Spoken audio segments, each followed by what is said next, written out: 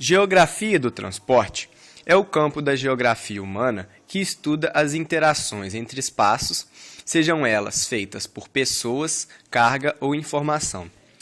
É totalmente integrada à geografia urbana, medindo o resultado da atividade humana entre e através dos lugares. Seu grande objetivo é vencer a barreira do espaço que é moldada pelo homem e pelas restrições físicas, como a distância, fronteiras políticas, tempo e topografias. Em Juiz de Fora, ela se encontra em todos os lugares, pois o fluxo é contínuo tanto de pedestres quanto de carros e ônibus, que às vezes geram muitos problemas no trânsito, como engarrafamentos e acidentes. Contamos também com uma linha férrea que corta a cidade levando matérias-primas. O crescimento do número de veículos particulares preocupa, e com razão, já que o trânsito nas cidades traz prejuízos econômicos e à qualidade de vida da população. Pesquisa divulgada no dia 17 de agosto de 2011 pela Confederação Nacional da Indústria, em parceria com o IBOP, revela que 61% dos brasileiros utilizam transportes coletivos para suas viagens cotidianas. Do total dos entrevistados, a maior parte conta com ônibus para o seu dia a dia. São 34% das pessoas.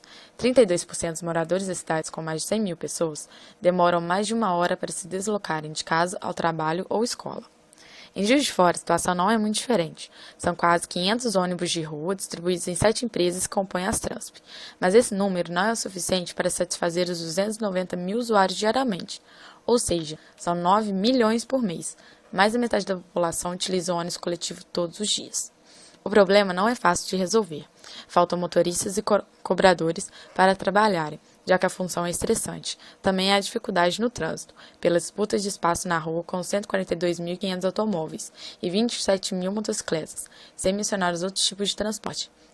Os pontos ficam superlotados nos horários de pico e os corredores de ônibus congestionados. Talvez poderíamos pensar em mais pessoas utilizarem o ônibus para ir e vir, mas é necessário haver planejamento para que a cidade possua também ônibus seletivos ou que os legisladores criem mais regras na legislação do município, visando proporcionar mais conforto aos usuários dos mesmos. É fato que na nossa cidade possui uma frota de ônibus nova e bem cuidada, sendo inclusive um diferencial nacional. Entretanto, como nas demais cidades brasileiras, sem conforto. Com essas medidas, os usuários de veículos podem se motivar a vir ao centro de ônibus, mas isso não acarretaria, então, aumento no valor da passagem? Se, simultaneamente, houvesse uma revisão nas gratuidades por força de lei municipal e naquelas denominadas de costume, assim as passagens não aumentariam. Existe uma promessa para a cidade de Juiz de Fora para a construção de metrô que ligaria o início da Avenida Barão de Rio Branco ao seu final, e na Avenida Presidente Itamar Franco de modo semelhante. Porém, essa proposta não saiu do papel, apesar de que cada estação custaria em torno de 100 a 200 milhões. Sendo que a prefeitura possui um orçamento de 1,4 bilhões e Juiz de Fora tem um PIB superior a 10 bilhões por ano. E obras metropolitanas seriam realizadas com estudo, parcelamento, recursos e financiamento do Estado ou em parceria com alguma empresa. Mas no final, são as passagens que pagariam a obra. Em 2013, o Brasil sofreu várias manifestações populares, inicialmente para contestar os aumentos nas tarifas de transporte público, principalmente nas cidades de Porto Alegre, São Paulo e Rio de Janeiro. As manifestações tiveram início em Porto Alegre, capital do Rio Grande do Sul, e começaram antes mesmo do aumento da tarifa de ônibus, de R$ 2,85 para R$ 3,05, e das lotações de R$ 4,25 para R$ 4,50, no dia 25 de março. Os protestos ganharam força após o reajuste. As manifestações de junho foram organizadas online através de redes sociais. Em junho de 2013, milhares de pessoas foram se manifestar nas ruas de mais de 438 cidades brasileiras. Juiz de Fora também participou dos manifestos, concentrando os participantes na praça do bairro São Mateus. No dia 17, reuniu cerca de 3 a 5 mil manifestantes pelas ruas do centro. Já no dia 20, foram cerca de 15 mil participantes protestando por melhorias do país.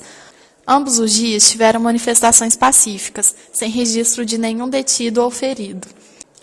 No dia 20 de junho, foram quase 2 milhões de manifestantes pelo país. As manifestações pegaram rumos internacionais, onde 27 cidades de outros países como França, Alemanha, Portugal e Canadá tiveram protestos em solidariedade aos manifestantes brasileiros.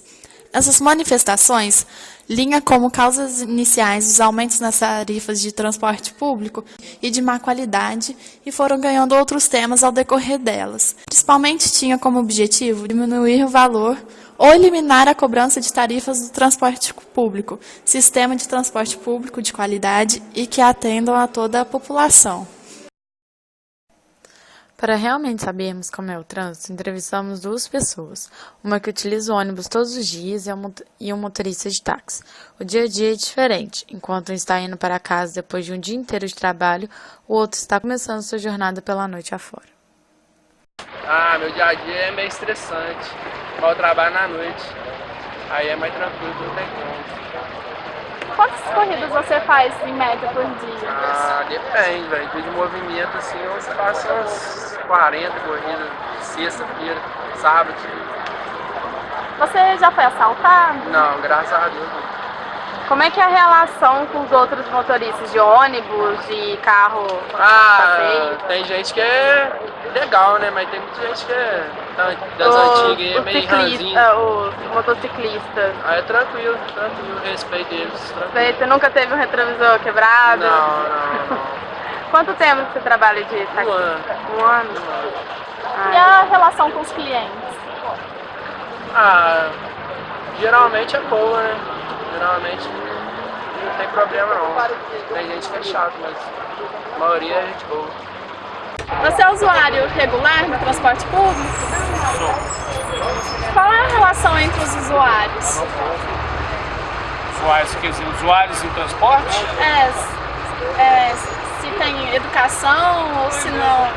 Não, é boa relação, faz amizade. Costuma fazer amizade, né? Qual a sua opinião sobre o sistema? Eu acho que para uns pontos, uns bairros de fora, é pouco ônibus. Para pontos, tipo Mané Honório, assim, é muita quantidade para pouco movimento de pessoas, entendeu? E gera um congestionamento aí. Você vê, às vezes, 2, 3, 4 ônibus indo para Mané Honório com meia dúzia de pessoas cada um. E às vezes quem mora longe tem que esperar meia hora, 1 hora, né? Que tem muito mais necessidade, porque nesses bairros passa várias linhas, né? Então, além desses ônibus congestionar o trânsito, provocando um atraso dos outros, né? Prejudica a gente que às vezes tem que ficar 1 hora, 1h30, dependendo do bairro, né? Até os próprios profissionais que às vezes não conseguem fazer o seu horário, o seu itinerário, né? Há quanto tempo que o senhor está aqui esperando o ônibus? Eu tô indo lá pro Parque Café, então eu devo estar uns 5 minutinhos aqui, 10 minutinhos. Mas quando o senhor vai, costuma esperar? Costuma demorar, meia hora, né? Porque a maioria eu vou a pé. Como eu tô cansado hoje, eu vou de ônibus. E quando você pega o ônibus, você viaja sentado ou em pé? Pelo meu tamanho, eu prefiro sentado.